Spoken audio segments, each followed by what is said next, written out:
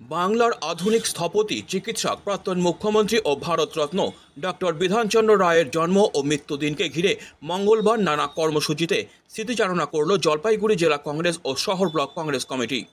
জেলা কংগ্রেস কার্যালয় রাজীব ভবনে অনুষ্ঠিত হয় মূল অনুষ্ঠান। প্রথমে ডক্টর রায়ের প্রতিকৃতিতে মাল্যদান ও শ্রদ্ধা জ্ঞাপনের মাধ্যমে শুরু হয় অনুষ্ঠান।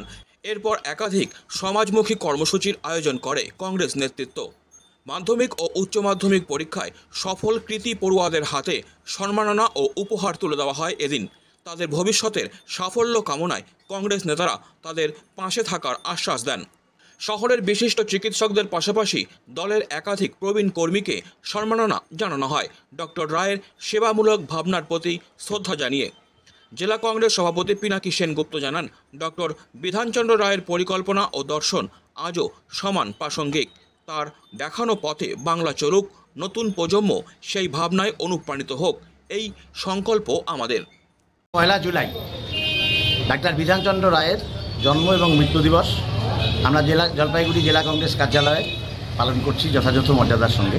ডাক্তার বিধানচন্দ্র রায়ের পথে বাংলা এগিয়ে চলুক, নতুন করে বাংলা তৈরি হোক, বাংলার উন্নয়নে বিধানচন্দ্র রায়ের যে পরিকল্পনা, যে চিন্তাধারা, সেটা দিকে দিকে ছড়িয়ে পড়ুক। আজকে এটাই আমাদের বক্তব্য। এদিনের সামাজিক উদ্যোগের মধ্যে ছিল রক্তদান শিবির, চক্ষু পরীক্ষা ও স্বাস্থ্য পরীক্ষা শিবির।